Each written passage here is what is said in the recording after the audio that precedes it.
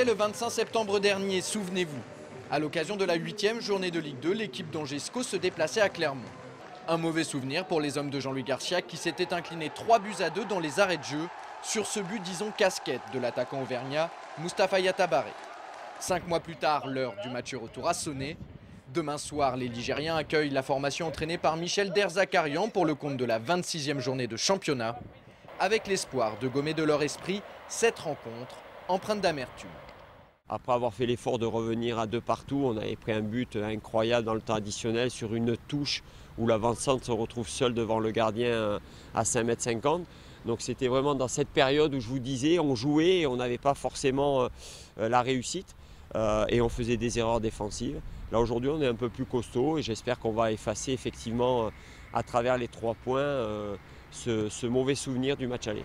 Depuis, les hommes de Jean-Louis Garcia ont retrouvé ce qui faisait leur force la saison dernière, un bloc équipe solide et un jeu collectif beaucoup plus léché. Les Clermontois ne devraient donc pas avoir la partie aussi facile qu'au match aller. La qualité de jeu est de retour, le respect de l'organisation, on redevient une équipe difficile à manœuvrer. Et on a retrouvé beaucoup de confiance dans la maîtrise collective, beaucoup de mobilité, d'anticipation. Donc c'est intéressant et je crois que si on est capable d'être constant et régulier à ce niveau de jeu jusqu'à la fin de saison, eh bien on va se faire plaisir, on va gagner quelques matchs et sûrement atteindre nos objectifs. Oui, mais voilà, Clermont fait partie des formations qui sont plus à l'aise hors de leur base que devant leur public.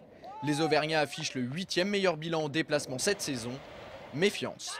C'est une équipe type pour jouer à l'extérieur, parce qu'ils ont des attaquants qui vont très vite, qui provoquent beaucoup. Donc après une stabilité défensive qui ne leur fait pas défaut.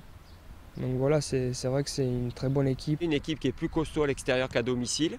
Un bilan de défaites nettement inférieur à l'extérieur, 3 défaites contre 5 défaites à domicile. Donc c'est une équipe qui voyage bien, qui est costaud, qui est bien organisée, qui joue en contre, qui est très athlétique.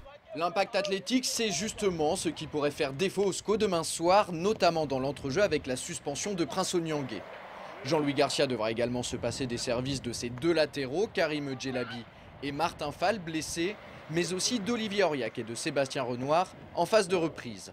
Des forfaits qui n'atteignent pas pour autant le moral du groupe qui voit dans cette rencontre contre Clermont la possibilité de grappiller quelques places au classement.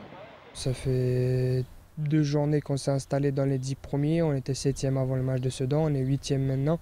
C'est vrai qu'avec un résultat positif, on peut regarder vers la 5e place, mais voilà, il y a tellement d'équipes qui sont 3 points. On regarde Nantes qui sont 13e aujourd'hui, ils sont à 3 points de nous, 8e. Et nous, respectivement, on est à 3 points du 4e. C'est vrai que ça joue à peu de choses que voilà, faut qu'on reste concentré et se dire qu'avec un résultat positif, on peut au pire rester à la même place qu'on est ou au mieux grimper 1 ou 2 places. Coup d'envoi de cet Angesco Clermont Foot demain soir à 20 h au stade Jean-Bouin. Bon week-end à tous.